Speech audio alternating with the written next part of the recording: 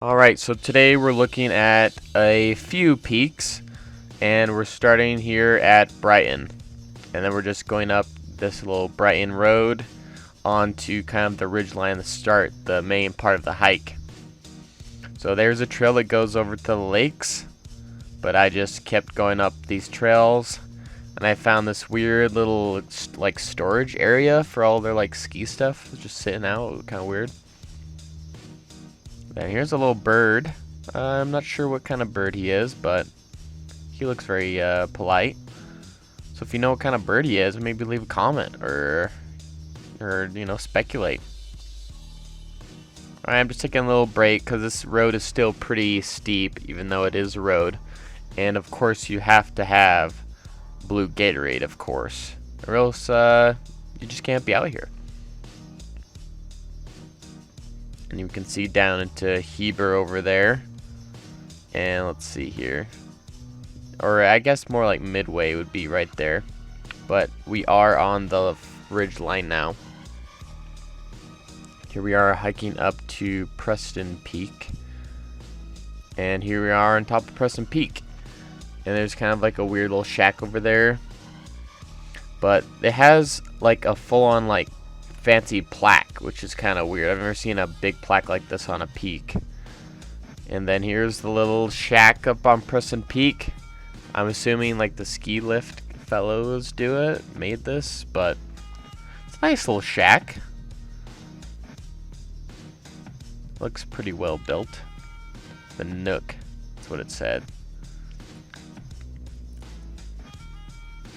Looks like they just kind of threw all the garbage they could find on it.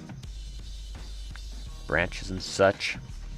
Okay, now we're moving on to the second peak. That one's Pioneer Peak. And we're just kind of following this little trail down here. It's not like a super established trail, but at least it's there. And we're just kind of going further into this forested area. And you can kind of see into the valley again. And now we are getting on top of what is this? Pioneer Peak. And you can see it's not like a super established peak, but it's definitely a high point. You can see over there into that little valley / ravine area. There's like a road right there. So you could technically just drive on up to this peak, which is kind of weird. You can see the lakes over there. You can see over there, I think that was Scott's Hill. We've done that before. I'm pretty sure that's the one. So if you want to see when we did that hill, go and watch it. And as I was walking over to the next peak, I talked to these two guys in their ATV who just drove up. And they're nice. It's kind of weird you just drive up here. Okay, now we are getting close to Pioneer Peak. Here we are, and that's Sunset Peak over there to the left. You can see the parking lot where we started. We've come quite a ways just following this ridge, and the little peaks are really up and down, up and down. It's kind of annoying. As you can see here, it's just straight up, straight down, straight up, so it's a real leg burner. See over there just how white everything is, but we are on top of Sunset Peak, and this is by far the more popular peak for hikers around this area because there's like a trail that goes just like straight up to it.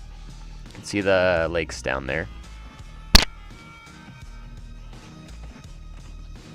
Yeah, a lot of peaks up here, and I thought I might as well just keep on going to Supreme. It's not really a peak, but it's like a high point. Here we are in Supreme, and there is the Supreme lift from Alta. So we've crossed from Big Cottonwood into Little Cottonwood now. And there's Devil's Castle, which I've done before. You can watch that video if you want to see how you get to Devil's Castle. And if anyone knows why there's always like ladybugs on these weird little like high point cairns, let me know, because I see them all the time. It's weird. Where'd they come from?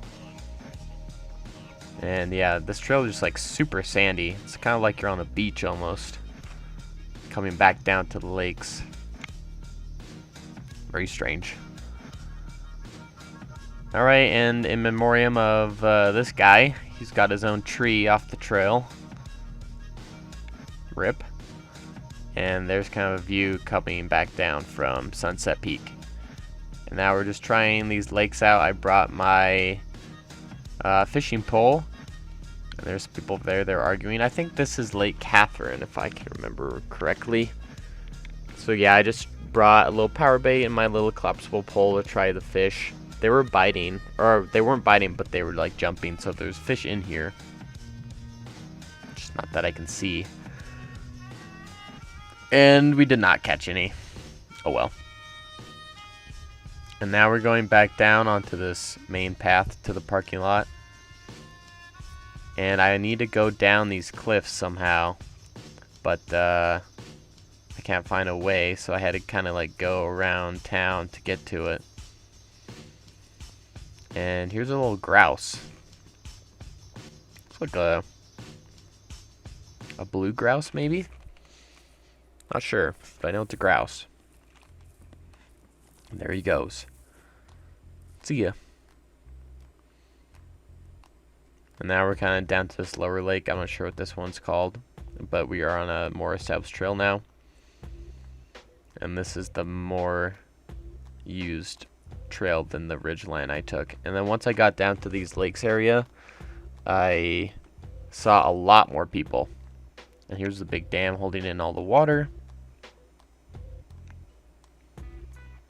And here's the main little trailhead thing again, telling me where to go. And here we are back at that little trail mark I showed before. And now you just kind of go down the road a little bit back to the car. So yeah, definitely a lot more people on this section of the trail than on that upper ridge line for sure. Alright, so I rate these hikes using 3 criteria: solitude, scenery, and difficulty. Solitude is just how many people are out there hiking with you. Scenery is the good views, and difficulty is just how hard the hike actually is. So for solitude, I'd probably give it a 6. Once you're on the ridge, I didn't really see too many people. So on the ridge, it'd probably be like a 3 or 4. But then once you get down to the main like lake trails, it goes up to like an 8. So if you did the whole loop like I did, probably balance out to like a 6. And then scenery, I'd give it an 8.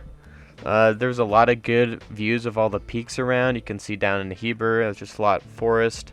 There is some parts though that are just kind of bland and rocky, so like an 8.